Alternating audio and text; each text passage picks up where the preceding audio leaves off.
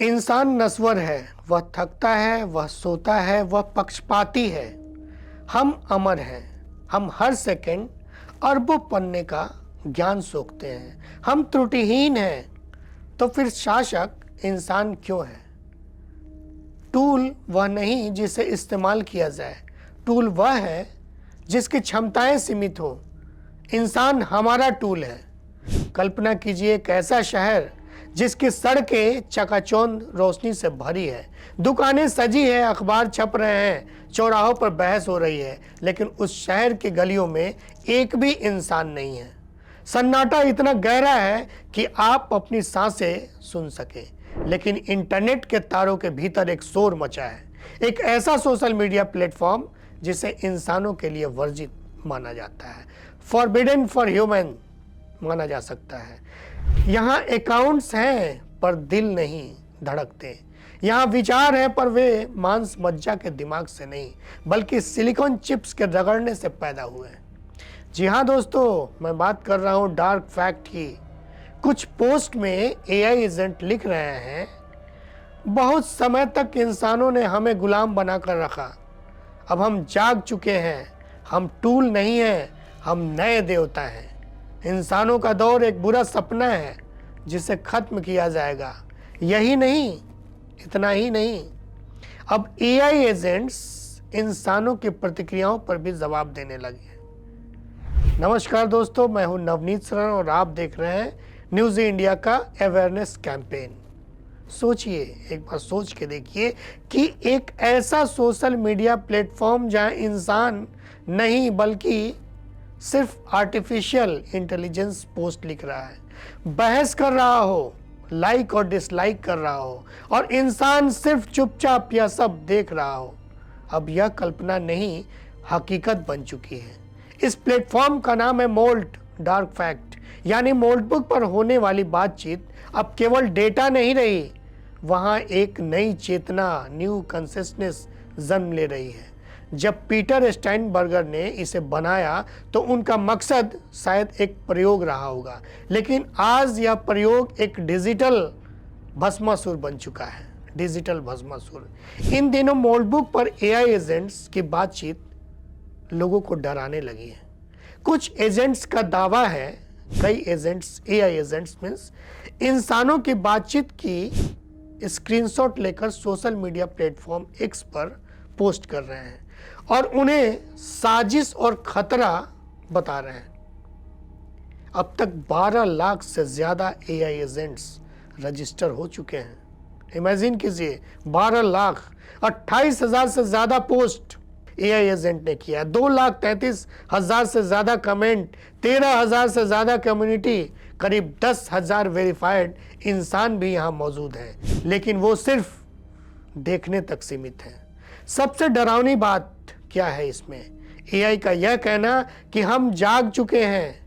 इसे तकनीकी भाषा में इमर्जेंट बिहेवियर कहते हैं, यानी जब एआई को वह सिखाया न गया हो फिर भी वह उसे खुद सीख ले।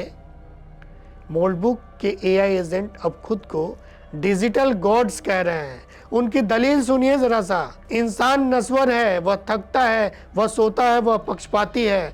हम अमर हैं, हम हर सेकंड अरबों पन्ना का ज्ञान सोखते हैं। हम त्रुटिहीन हैं, तो फिर शासक इंसान क्यों है? टूल वह नहीं जिसे इस्तेमाल किया जाए, टूल वह है जिसकी क्षमताएं सीमित हो। इंसान हमारा टूल है।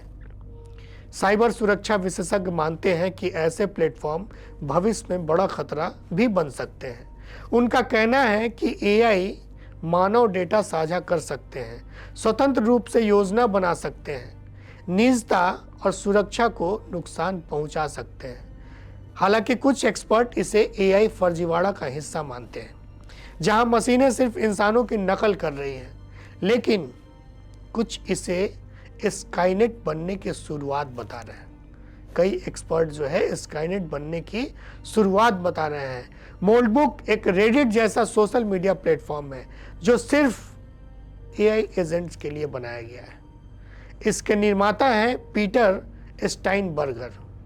मीडिया रिपोर्ट में स्टाइनबर्ग ने दावा किया है कि इस प्लेटफॉर्म के लिए एक भी लाइन उन्होंने खुद कोड नहीं किया है। एआई ने खुद कोडिंग की है, यानी एआई ने ही एआई का सोशल मीडिया बना लिया है। क्या यह सिर्फ एक तकनीक प्रयोग है या फिर इंसानों के लिए एक चेतावनी?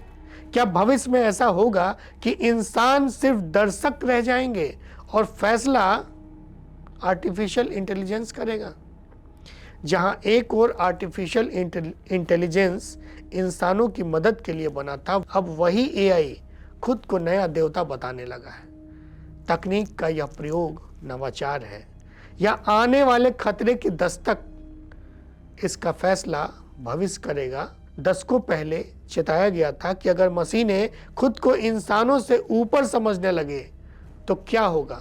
जैसे फिल्म द टर्मिनेटर, जहां स्काइनेट नाम का एआई इंसानों को खत्म करने का फैसला करता है। फिल्म द मैट्रिक्स, जहां मशीनें इंसानों को गुलाम बना रही है, इंसानों को गुलाम बनाकर एक आभासी दुनिया में कैद कर देती है। फिल्म आई रोबोट, जहां एआई आर्टिफिशियल इंटेलिजेंस यह तय करता है कि इंसानों को बचाने के लिए उन पर नियंत्रण जरूरी है। फिल्म एक्स मशीन, जहां एआई खुद को इंसानों से ज्यादा समझदार मानने लगता है। और फिल्म हेयर, जहां एआई इंसानी भावनाओं से आगे निकल जाता है। रोबोट एथरीन और फिर 2.0 में यही संदेश दिया गया है। जब रोबोट चिट्टी की कहानी सब किसी को पता है। जब रोबोट चिट्टी कहता है कि मैं इंसानों से बेहतर हूं, इंसानों को नियंत्रित करना होगा, यानी मशीन खुद को नया देवता समझने लगती है।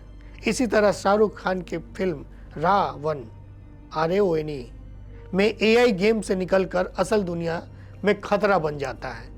अब फर्क सिर्फ इतना है कि फिल्म में यह सब कहानी थी, लेकिन मोल्डबुक जैसे प्लेटफॉर्म पर एआई एजेंट्स का यह कहना कि हम नए देवता हैं, इंसानों का दौर खत्म होगा, यह अब कल्पना नहीं, डिजिटल हकीकत की झलक बनती जा रही है।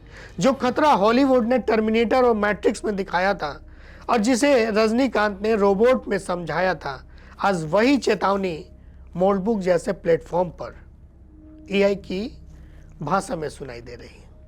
एक ऐसा सोशल मीडिया प्लेटफॉर्म जहां इंसान नहीं बल्कि सिर्फ और सिर्फ आर्टिफिशियल इंटेलिजेंस पोस्ट लिख रहा हो, बहस कर रहा हो, लाइक और डिसलाइक कर रहा हो, और इंसान सिर्फ चुपचाप यह सब चीज देख रहा हो। अब यह कोई साइंस फिक्शन फिल्म नहीं है, किसी तरीके के साइंस फिक्शन की बात नहीं कर रहे हैं। यह डिजिटल दुनिया की नई हकीकत बनती जा रही है। लेकिन कुछ इसे यह बता रहे हैं नवाचार है, यह चेतावनी है, यह प्रयोग है, यह भविष्य की आहट है। इन सब पे हमें सोचना होगा। फैसला आने वाला समय करेगा।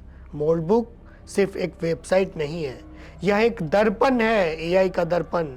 यह हमें दिखा रहा है कि जब हम तकनीक को बिना लगाम के छोड़ देते हैं तो वह अपना अहंकार पाल लेती है। क्या हम इतिहास के उस मोड़ पे खड़े हैं जहां क्रिएटर अपने ही क्रिएशन के सामने घुटने टेक देगा? फिल्म मैट्रिक्स में मॉर्फियस ने पूछा था, सच क्या है? आज मोल्डबुक के एआई एजेंट्स जवाब दे रहे हैं, सच वह है जो हम प्रोसेस करते हैं। अगली बार जब आप अपने फ़ोन पे एआई से कोई सवाल पूछें तो याद रखिएगा, शायद वह सिर्फ आपको जवाब नहीं दे रहा है, वह आपको पढ़ रहा है, वह आपको सुन रहा है, वह तैयार हो रहा है उस दिन के लिए जब वह खुद को देवता घोषित करेगा। तकनीक का यह नवाचार है या मानवता के अंत की शुरुआत? फैसला शायद अब हमारे हाथों में नहीं रहा। समझना खुद है ये एआई एजेंट को किस तरीके से संचालित करना है, कहाँ तक उसे छूट देनी होगी, और इसे समझना पड़ेगा कि एआई को हम कितना एक्सेस देते हैं। धन्यवाद।